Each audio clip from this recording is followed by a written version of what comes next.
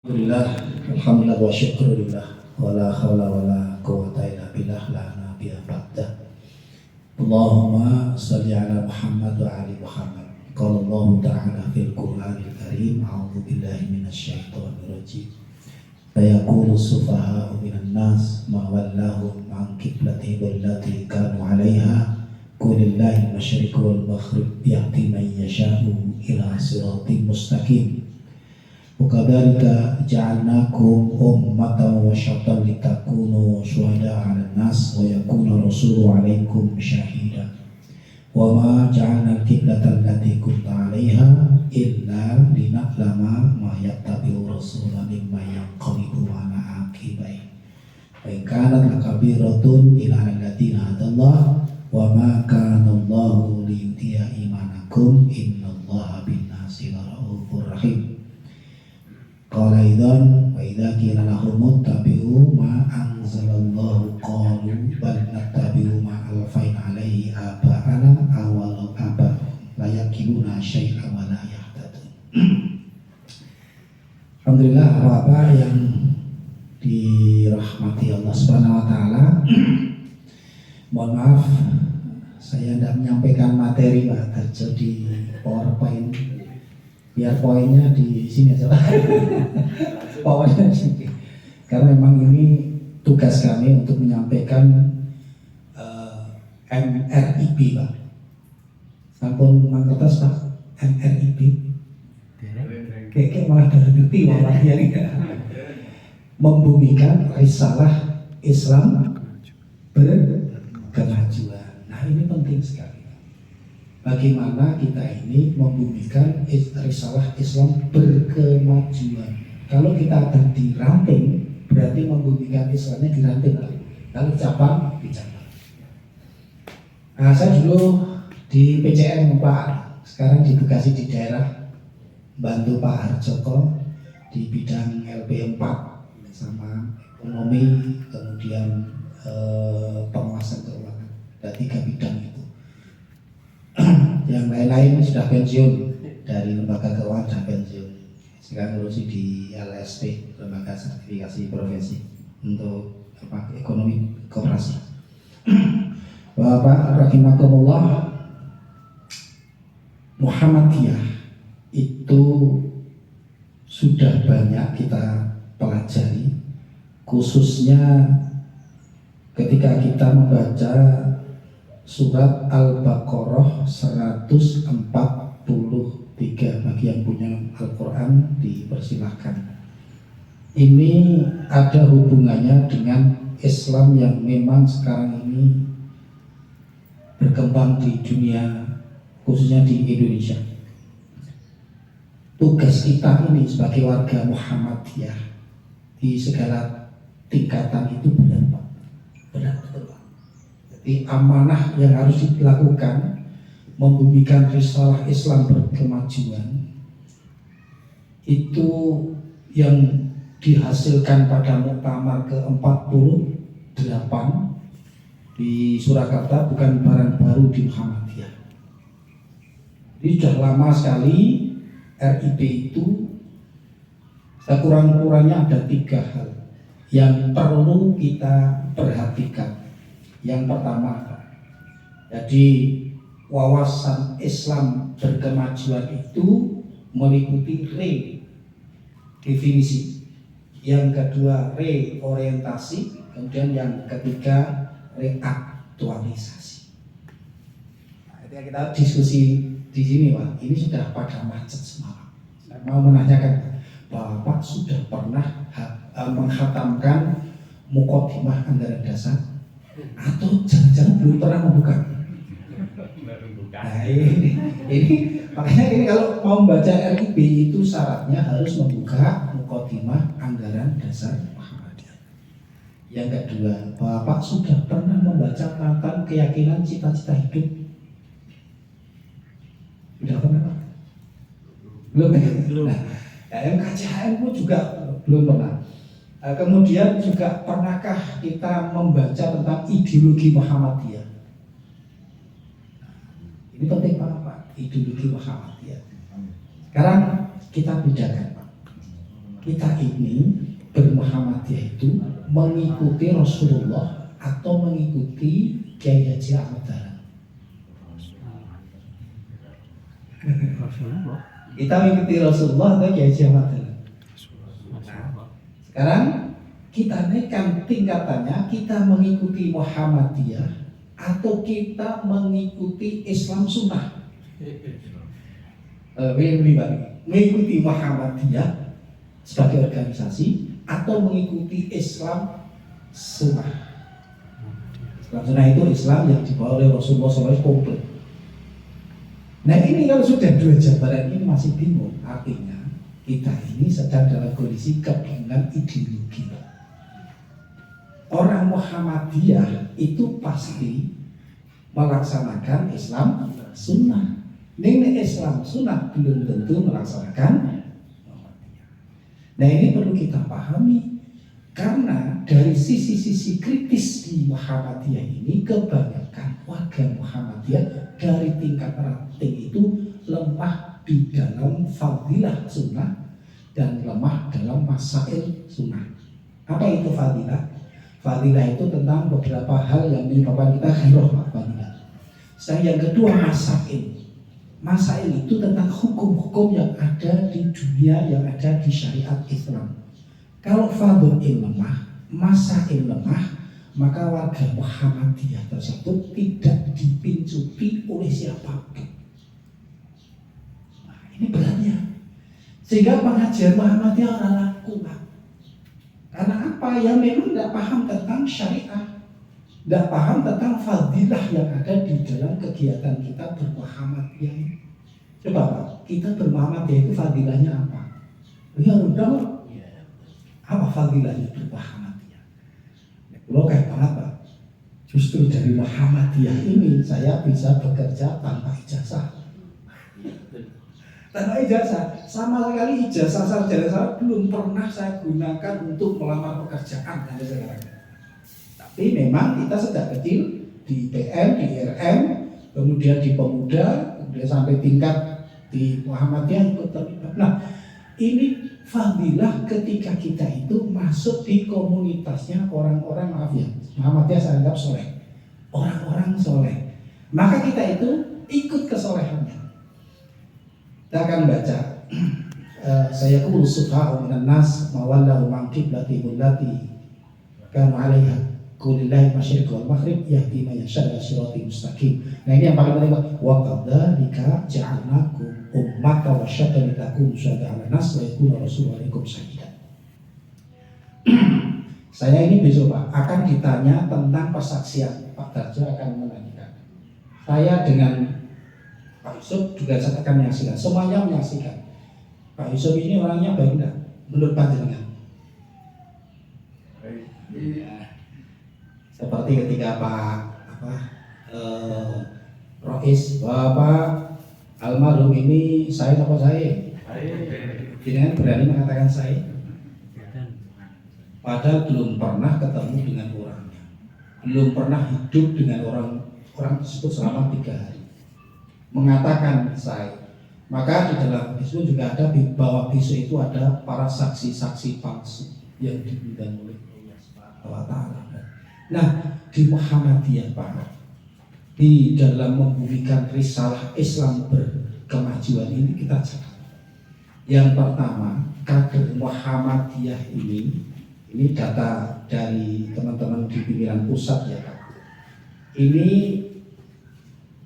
harus dilakukan bentuk-bentuk pemikiran, sikap dan tindakan itu sesuai dengan experience di masa lalu. Kan paham masa lalu kita Muhammadiyah kayak apa? Ini saya udah nih, masa lalu kita aja Bapak-bapak membaca Al-Quran setiap hari itu berapa halaman? Berapa halaman? Dari 1 halaman itu yang memahami arti 1 halaman itu siapa? Itu belum habisnya ya. Dari experience masa lalu ini, kader Muhammadiyah itu ternyata lemah semua. tingkatan-tingkatan, termasuk tingkatan di Sabang, lemah sekali.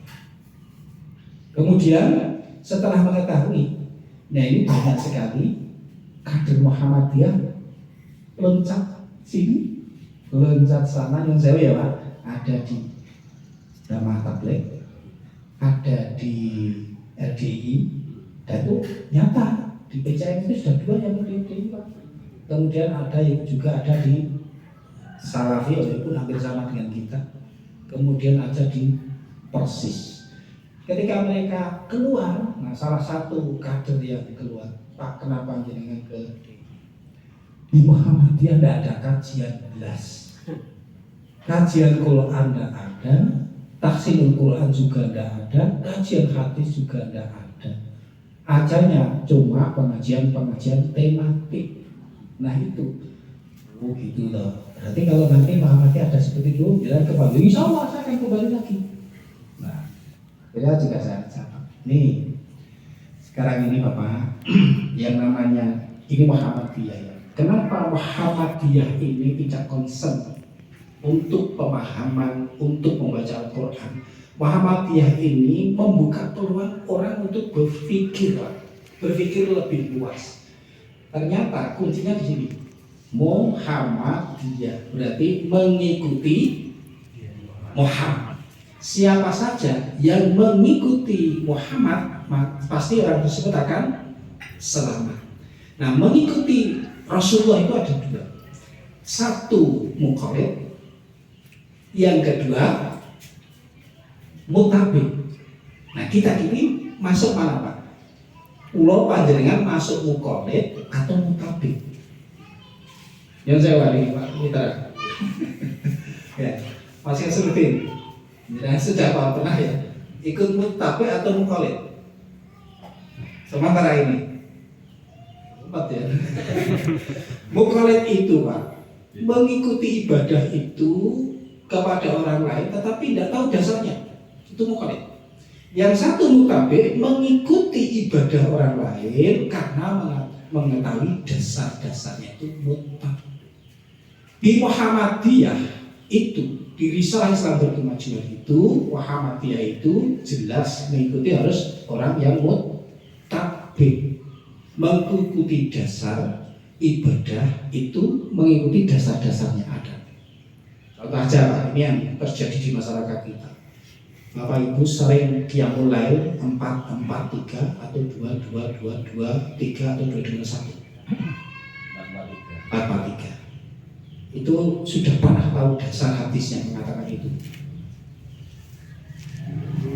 Belum ya? Atau mungkin karena kita diajak pakai 4-4-3. Dasarnya siapa itu 4-4-3 itu? Dari Aisyah. Terus yang 2-2-2-2-2-1. Ya, yang penting gini ya. Jadi semua dasar itu ketika kita diminta untuk melakukan dasar dan kita ini mendakwahkan di tempat umum, kita ini tidak gay atau tidak apa namanya, ragu-ragu. Jadi oke. Masuk takbir Pak. Takbir sekarang teman baru lagi Pak. Dulu kan kita Allahu Akbar, la ilaha illallah. Ini 3 dulu sekarang. Allahu Akbar, Allahu Akbar 3. Bingung tadi kan? Ya ada. Tapi Rasulullah Allahu Akbar, Allahu Akbar kabiro. Nah, dasar seperti ini yang kecil-kecil ini perlu kita pahami di tingkat ranting ini Pak.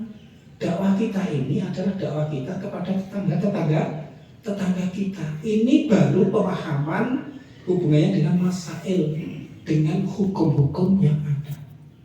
Nah, kemudian yang penting juga Bapak Ibu rahimakumullah, surat Al-Baqarah 143. Ini kita itu kalkulir ummatan wasaton litakunu syuhada 'alan nas. Di tengah-tengah umat itu kita itu memang kalkulir yang tengah-tengah umat. Orang condong sana, orang condong sini. Orang partai kono, orang partai sini, walaupun berpartai. Tetapi ketika sudah masuk di area dakwah, maka sangat berhati-hati kita untuk mengungkapkan hal-hal yang sifatnya politis itu kepada ranah siapapun, baik itu di grup-grup, karena nanti akan terpecah belah hati kita menanggapi kata-kata seperti itu. Nah, mudah-mudahan Bapak Ibu rahimakumullah, dari mana kita akan mulai? Ini rangkuman risalah kita, risalah Islam Kemajuan. Apa yang harus kita lakukan di tingkat grassroots? Yaitu, ini penting,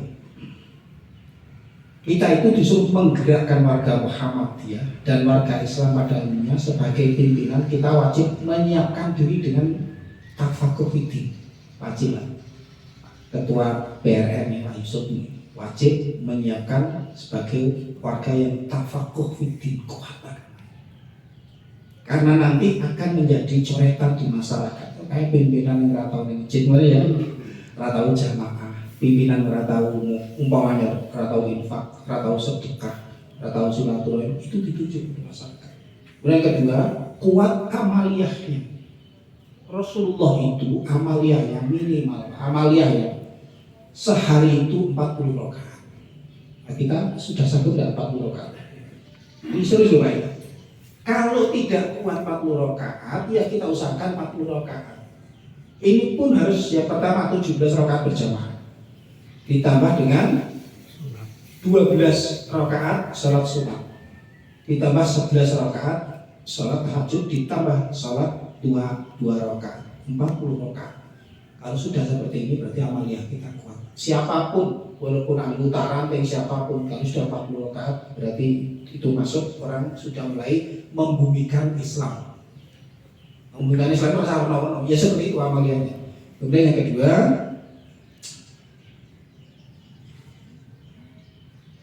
luas pemahaman Al-Quran dan As-Sunnah. Pemahaman Al-Qurannya luas, apalagi As-Sunnah, termasuk tadi tentang kajian-kajian yang remeh-remeh tentang sholat-sholat sunnah dan lain sebagainya. Termasuk ini kita ditanya bingung Pak jawabannya tentang masail hukum. Apa ada seorang ibu-ibu dan bapak, ini jam 12 itu kan zuhur, jam 12 zuhur. Kemudian dia menunggu untuk sholat, tiba-tiba 10 menit dia menunggu, datang bulan haid. Dia melaksanakan sholat enggak? Dan bingung Pak. Terus caranya? Sebagai warga Muhammadiyah kita bagaimana menjawab? Ketika ditanya, Pak, saya ketika jam 12 itu masih suci, sampai 10 menit kemudian masih suci, tiba-tiba saya datang bulan haid. Saya sholat enggak? Sholat. Ini termasuk membangun masalah hukum yang ada di Muhammadiyah yang banyak terjadi di warga kita, dan itu kita berikan. Jelas haram kalau sholat. Nah, terus berarti meninggalkan sholat kan? Iya, meninggalkan sholat itu berarti 80.000 tahun di neraka. Berarti ya. Nah ini Pak, seperti ini kita sampaikan. Dengan apa? Dengan kias.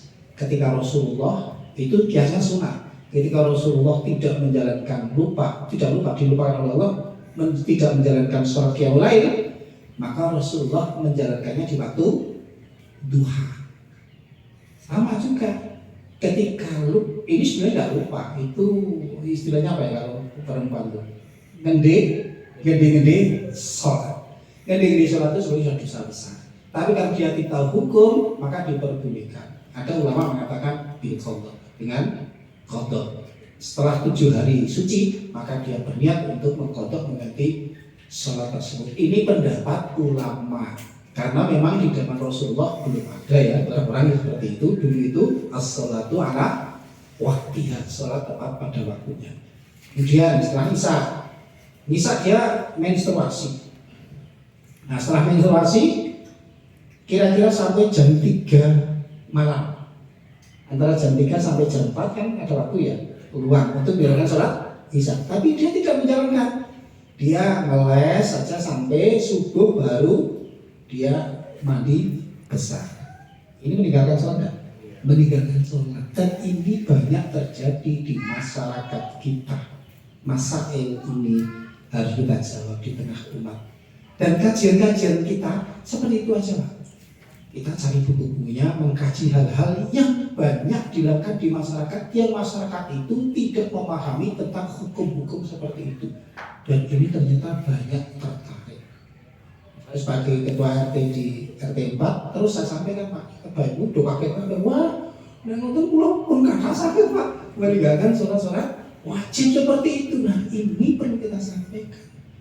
Termasuk hal-hal yang sifatnya nanti bukan ideologis ya, hal yang sifatnya teknologis, hubungan dengan penentuan hari raya Idul Fitri. Bapak kita juga perlu menyampaikan kepada warga kita spek-spek. Nah, ini insya Allah hal seperti itu bisa membangun risalah Islam berkemajuan. Saya kira ini yang bisa saya sampaikan. Mudah-mudahan ada manfaatnya. Hanya pancingan saja bisa dijadikan kita diskusi bersama. Assalamualaikum warahmatullahi wabarakatuh.